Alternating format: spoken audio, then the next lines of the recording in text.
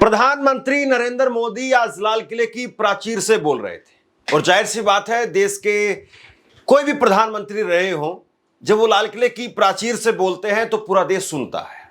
आज नरेंद्र मोदी बोले तो 103 मिनट तक बोले और नरेंद्र मोदी जब बोल रहे थे तो ऑपरेशन सिंदूर पर भी बोले, पाकिस्तान पर भी बोले, लेकिन एक बड़ी घोषणा जो देश इंतजार कर रहा था और वो उस पॉइंट तक पहुंचे भी, लेकिन वापसी घूम करके आ गए। प्रधानमंत्री ने लाल किले की प्राचीर से वो घोषणा क्यों नहीं की जिस बात का इंतजार देश कर रहा था। क्या कहा प्रधानमंत्री ने और क्या नहीं कहा, यह मैं आपको बताता हूं। प्रधानमंत्री ने कहा कि खून और पानी एक साथ नहीं बह सकता है, यह प्रधानमंत्री ने कहा। सिंधु जल नदी संधि पर वो बोल रहे थे, लेकिन एक लाइन देश और सुनना चाहता था और वो लाइन थी कि क्रिकेट और खून वो भी एक साथ नहीं चल सकता है, खेल और खून एक साथ नहीं चल सकता है। यह प्रधानमंत्री को घोषणा कर देनी चाहिए थी। आज उनके पास में बड़ा अच्छा मौका था कि वो ये बात भी कहते कि खून और पानी एक साथ नहीं बहेगा और ये बात भी कहते कि खेल और खून वो भी एक साथ नहीं चलेगा। आपको बंद करना पड़ेगा, नहीं तो हम आपके साथ खेलेंगे नहीं। आपको याद होगा, मैंने कुछ समय पहले भी खबर बताई थी और कुछ समय पहले भी ये कहा था कि भारत पाकिस्तान के साथ में क्रिकेट खेलने वाला है। और सबसे बड़ी बात यह है कि आईसीसी के चेयरमैन कोई और नहीं है बल्कि अमित शाह के बेटे हैं, जय शाह। और उसके बावजूद खेल कैसे हो रहा है। नरेंद्र मोदी जो अपने आप में बहुत बड़े कथित तौर पर राष्ट्रवादी बनते हैं, आज जब लाल किले की प्राचीर से जब बोल रहे थे प्रधानमंत्री, क्यों नहीं कह दिया उन्होंने कि खून और खेल ये भी एक साथ नहीं चलेगा। फिर बीसीसीआई की क्या हिम्मत थी, क्या मजाल थी कि बीसीसीआई फिर भारत की क्रिकेट टीम को पाकिस्तान की क्रिकेट के टीम के साथ में खेल के मैदान में उतार देती। कोई हिम्मत नहीं थी, लेकिन आप खुद हिम्मत क्यों नहीं दिखा पाए। देश इस बात को पूछ रहा है, ये घोषणा आप लाल किले के मंच से क्यों नहीं कर पाए। मेरे प्यारे देशवासियों, भारत ने तय कर लिया है, खून और पानी एक साथ नहीं बहेंगे।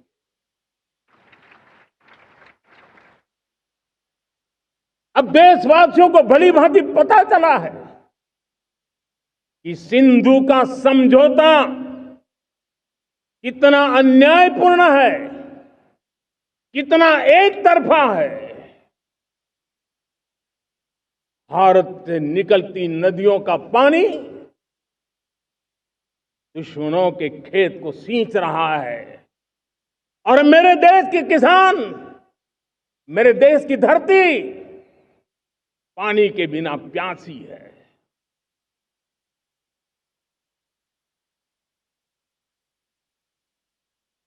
ये ऐसा समझौता था जिसने पिछले 7 दशक से मेरे देश के किसानों का अकल्पनीय नुकसान किया है।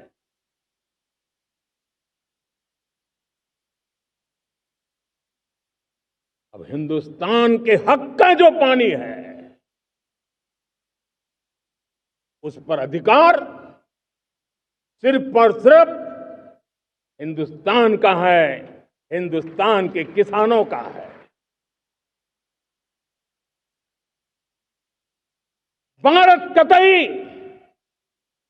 सिंधु समझौते को, उस स्वरूप को दशकों तक सहा है, उस स्वरूप को आगे नहीं सहा जाएगा। किसान हित में, राष्ट्र हित में ये समझौता हमें मंजूर नहीं है।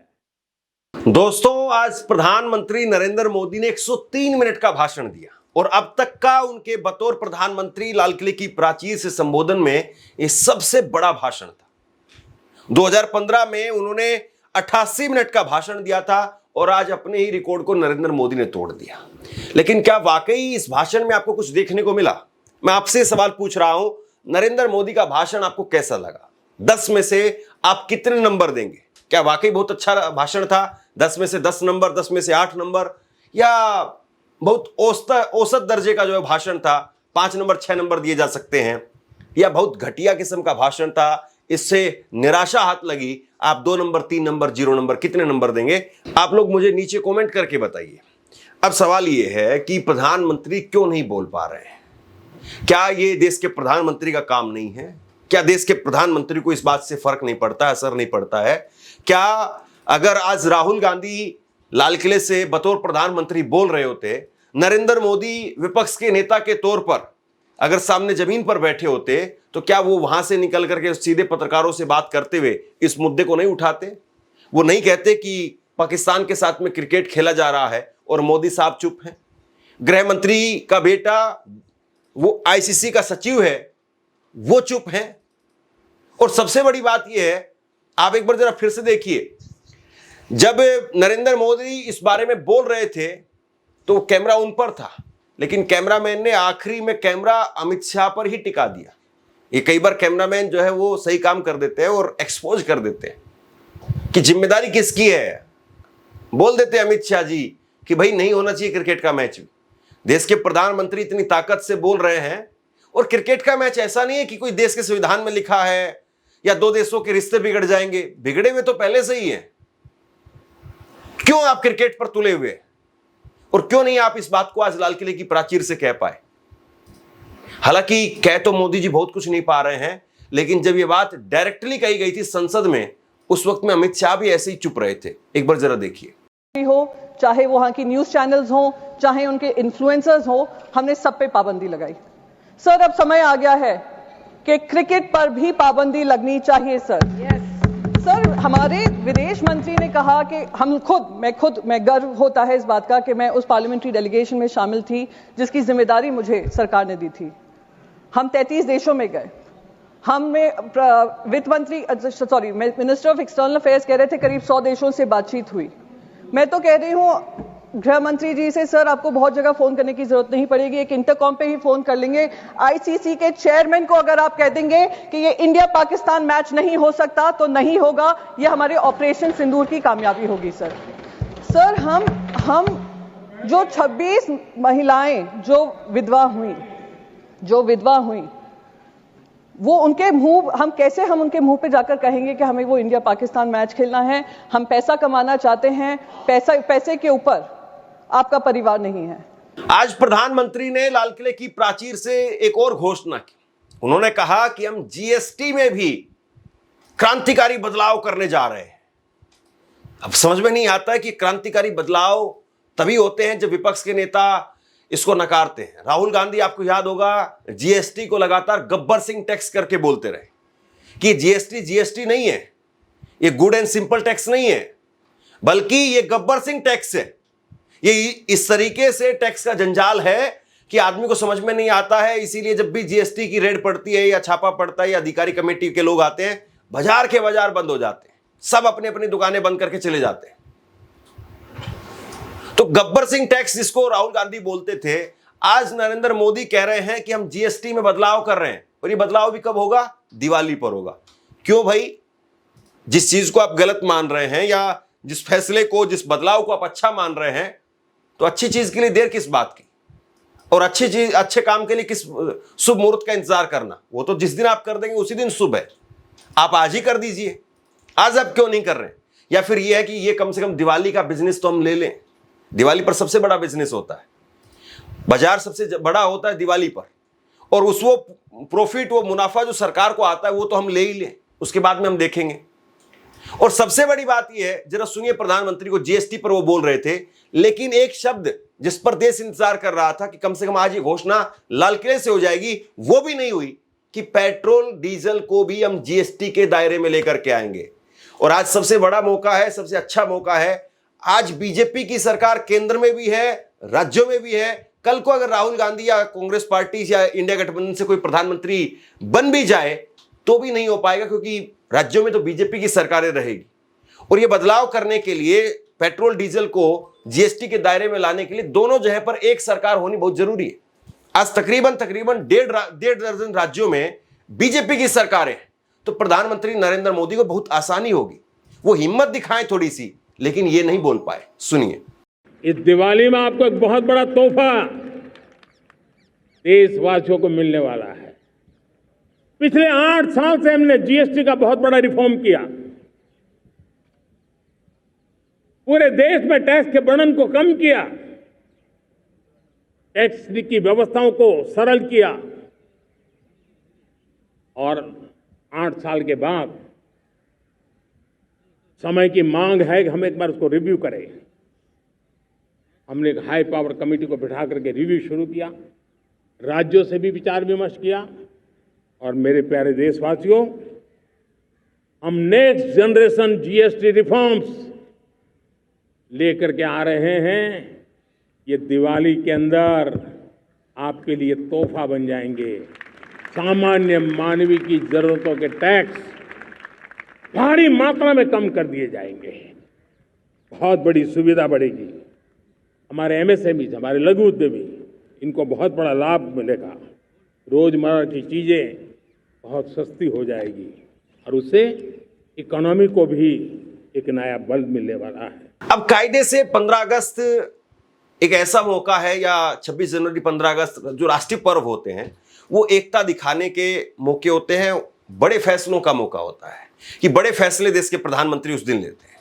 कोई अच्छा काम जो उस दिन से शुरू होता है और उस पर मीडिया फिर बात करती है। लेकिन हमारे यहाँ की मीडिया इतनी घटिया और इतनी लचर हो चुकी है, इतनी नीच और गलीच हो चुकी है कि आप मत पूछिए। और मैं ऐसे कठोर शब्दों का इस्तेमाल यूं ही नहीं कर रहा हूं। आप जरा एक बार ये आज तक का प्रोग्राम देखिए। आज तक का ये कल का प्रोग्राम है और इसमें दिखाया गया कि 4 करोड़ मुसलमानों में से सिर्फ 96 लाख मुसलमान वो पाकिस्तान में जाते हैं। भारत विभाजन का पूरा मकसद नहीं हुआ है। ये मकसद जो है पूरा नहीं हो पाया इनके हिसाब से। और इसमें दिखाया गया अलग अलग ग्राफिक के हिसाब से कि 65 लाख वहां से मुसलमान यहां से गए तो 54 लाख वहां से आए। बांग्लादेश में 29 लाख जो है वो वहां से मुसलमान हिंदू आते हैं और 7 लाख मुसलमान ही जाते हैं। कुल जो है वो 4 करोड़ मुसलमान देश में उस वक्त में 1947 में थे, लेकिन 96 लाख मुसलमान ही वो पाकिस्तान गए। आप कहना क्या चाहते हो भाई? पहली बात तो ये बीजेपी ने एक बड़ा अजीब सा जो है वो मुहिम चलाई है, विभस्का दिवस, कि हम याद करेंगे कि कैसे ये सब कुछ हुआ था, जख्मों को फिर से कुरेदेंगे। ये कमाल की बात है। मतलब, और ये हिंदू मुसलमान की बात कैसे जो है वो आप आज फिर से कह रहे हैं? क्या आज ये स्थिति है कि वहां पर पाकिस्तान में जो है वो यहां के मुसलमान जा सकते हैं? जिनको जाना था वो उस वक्त में चले गए, जिनको नहीं जाना था वो नहीं गए। और जाहिर सी बात है, जब आपको ये तय हो जाता है कि बस में कितने लोग बैठ करके जाएंगे, कितने लोग बैठ करके नहीं जाएंगे, और जब बस लोगों को लेकर के अपने रास्ते पर, अपने सफर पर निकल चुकी होती है, तो फिर इस बात को लेकर के बहस करने का कोई फायदा नहीं कि फला आदमी नहीं आया है, फला आदमी आ जाता तो बहुत अच्छा था, फला आदमी को आप क्यों ले आए हो। ये बहस करके आप बस में अपना ही सफर खराब कर रहे हैं। ये बहस करके आप बस में लड़ाई झगड़ा करवाना चाहते हैं। अब बस में जो आदमी आ गया है या जो आदमी नहीं आया है उसकी अब चर्चा नहीं होनी चाहिए। बस में हम कहां जा रहे हैं और वहां जाकर के हम क्या करेंगे, इस बात पर जो है वो बात होनी चाहिए। लेकिन ये लोग पीछे का शीशा देखते रहते हैं। बस में एक होता है कि आगे का फ्रंट शीशा, और एक होता है बैक रिव्यू करने के लिए बैक मिरर होता है एक। तो ये लोग बैक मिरर में ही देख रहे हैं। 1947 से इनकी सुई आगे नहीं आती है। वैसे तो 2047 की बात करते हैं, लेकिन वही मुसलमानों से पीछा नहीं छुड़वा पाते हैं। आज नरेंद्र मोदी ने एक और बड़ी बात कही। उन्होंने कहा कि हम 15-15 हजार रुपए सबको देंगे, पहली पक्की नौकरी के तौर पर देंगे। हालांकि लोग कह रहे हैं कि भाई वो 15 लाख वाले कहां गए? वो 15 लाख दे देते तो 15 हजार तो मैं सरकार को टैक्स के तौर पर उल्टा दे दूंगा। अगर सरकार मुझे 15 लाख रुपए दे दे तो मैं सरकार को हर महीने का 15-15 हजार रुपए टैक्स के तौर पर, ब्याज के तौर पर वापसी देता रहूंगा। सरकार मुझे 15 लाख रुपए दे दे।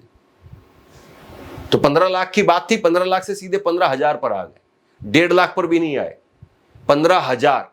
और ये 15 हजार भी मिलेंगे या 15 हजार भी एक नया जुमला साबित हो जाएगा। हालांकि इसमें भी बात ये एक निकल करके सामने आ रही है कि राहुल गांधी ने जो पहली पक्की नौकरी की बात कही थी कि पहली पक्की नौकरी वो मिलेगी, ये बात राहुल गांधी कह रहे थे। और उस वक्त में नरेंद्र मोदी, पूरी भाजपा राहुल गांधी का मजाक उड़ाती थी। और आज नरेंद्र मोदी वो कहने के लिए मजबूर हो गए 15 हजार रुपए युवाओं को देंगे। आज 15 अगस्त है। आज 15 अगस्त के ही दिन मेरे देश के युवाओं के लिए 1,00,000 करोड़ रुपए की योजना हम लागू कर रहे हैं। आज से प्रधानमंत्री विकसित भारत रोजगार योजना आज ही 15 अगस्त को लागू हो रही है। ये आपके लिए बहुत खुशखबरी है। इस योजना के तहत निजी क्षेत्र में पहली नौकरी पाने वाले नौजवान को, बेटे बेटी को 15,000 रुपया सरकार की तरफ से दिए जाएंगे। कंपनियों को भी नए रोजगार देने के अवसर जो भी ज्यादा जुटाएगा उनको भी प्रोत्साहन राशि दी जाएगी। प्रधानमंत्री विकसित भारत रोजगार योजना करीब करीब 3.5 करोड़ नौजवानों को रोजगार के नए अवसर बनाएगी। मैं सभी नौजवानों को इसके लिए बहुत बहुत बधाई देता हूं। प्रधानमंत्री नरेंद्र मोदी के भाषण पर कांग्रेस की तरफ से पलटवार आया और कांग्रेस की तरफ से जयराम रमेश, उन्होंने कहा कि लाल किले की प्राचीर से आज प्रधानमंत्री का भाषण बासी, पाखंडी, नीरस और चिंताजनक था। विकसित भारत, आत्मनिर्भर भारत और सबका साथ सबका विकास जैसे वही दोहराए गए नारे साल दर साल सुने जा रहे हैं, लेकिन इनका कोई ठोस नतीजा नहीं निकला है। Made in India semiconductor chip का वादा अनगिनत बार किया जा चुका है, हर बार धूमधाम से, हर बार बिना परिणाम के। यह वादा दरअसल आज एक बड़े झूठ के साथ में किया गया जो पीएम मोदी की पहचान बन चुका है, क्योंकि भारत का पहला सेमीकंडक्टर कॉम्प्लेक्स 1980 के दशक में शुरुआत में चंडीगढ़ में स्थापित किया जा चुका था। किसानों की रक्षा की बात खोखली और अविश्वसनीय लगती है, क्योंकि उन्होंने 3 काले कृषि कानून थोपने की कोशिश की थी। आज भी एमएसपी की कानूनी गारंटी, लागत पर 50% के लाभ के साथ एमएसपी तय करने या कर्ज माफी का कोई ठोस ऐलान नहीं है। रोजगार सृजन पर केवल दिखावटी बातें की गई, ठोस और विश्वसनीय रोडमैप का अभाव है। प्रधानमंत्री ने एकता, समावेशन और लोकतंत्र पर लंबा भाषण दिया, जबकि वे स्वयं चुनाव आयोग जैसी हमारी बुनियादी संवैधानिक संस्थाओं के पतन के जिम्मेदार और योजनाकार रहे हैं। विपक्ष के नेताओं के द्वारा चुनावी प्रक्रिया की विश्वसनीयता पर उठाए गए बुनियादी सवालों का जवाब उन्होंने अब तक नहीं दिया है। बिहार में मतदाता सूची के विशेष गहन पुनरीक्षण एसआईआर के जरिए लाखों मतदाताओं को वंचित किया जा रहा है। राज्यों को सशक्त बनाने के उनके दावे तब खोखले लगते हैं जब केंद्र सरकार लगातार संघीय ढांचे को कमजोर कर रहा है और विपक्ष के नेतृत्व वाली राज्य सरकारों को हाशिए पर धकेलने या उन्हें गिराने में लगा है। स्वतंत्रता दिवस दूरदर्शिता, स्पष्टवादिता और प्रेरणा का क्षण होना चाहिए, लेकिन आज का संबोधन आत्म प्रशंसा, चुनिंदा कहानियों का नीरस मिश्रण था, जिसमें देश की गहरी आर्थिक तंगी, बेरोजगारी संकट और तेजी से बढ़ती आर्थिक असमानता का कोई ईमानदार जिक्र नहीं था। आज प्रधानमंत्री के भाषण का सबसे चिंताजनक पहलू लाल किले की प्राचीर से आरएसएस का नाम लेना था, जो एक संवैधानिक धर्मनिरपेक्ष गणराज्य की भावना का खुला उल्लंघन है। यह अगले उनके महीने 75वें जन्मदिन से पहले संगठन को खुश करने की एक हताश कोशिश के अलावा और कुछ नहीं है। 4 जून 2024 की घटनाओं के बाद से निर्णायक रूप से कमजोर पड़ चुके प्रधानमंत्री अब पूरी तरह से मोहन भागवत की कृपा पर निर्भर हैं, ताकि सितंबर के बाद उनका कार्यकाल का विस्तार हो सके। स्वतंत्रता दिवस जैसे राष्ट्रीय अवसर का व्यक्तिगत और संगठनात्मक लाभ के लिए राजनीतिकरण हमारे लोकतांत्रिक मूल्यों के लिए बेहद हानिकारक है। आज प्रधानमंत्री थके हुए लगे, जल्द ही वो रिटायर भी होंगे। कांग्रेस कह रही है कि प्रधानमंत्री थक गए, बहुत जल्द वो रिटायर हो जाएंगे। ये बात तो खैर आने वाले वक्त में पता चलेगी, लेकिन प्रधानमंत्री आज जरूरी कई ऐसे मुद्दे थे जिन पर नहीं बोल पाए। जैसा कि हर बार इंतजार होता है, वो इंतजार आज भी था, लेकिन वो इंतजार फिर अगले इंतजार में बदल गया। बहरहाल आप लोग क्या सोचते हैं, नीचे कमेंट बॉक्स में लिख करके मुझे जरूर बताइए। क्या वाकई भारत को पाकिस्तान के साथ क्रिकेट खेलनी चाहिए, या फिर नरेंद्र मोदी जो कहते हैं कि खून और पानी एक साथ नहीं बहेगा, तो क्या वैसे में आप ये कह सकते हैं कि खून और खेल वो दोनों एक साथ चलेंगे? सवाल इस बात का है। नीचे कमेंट बॉक्स में अपनी राय लिख करके जरूर बताइए और इस खबर को शेयर कीजिए। धन्यवाद।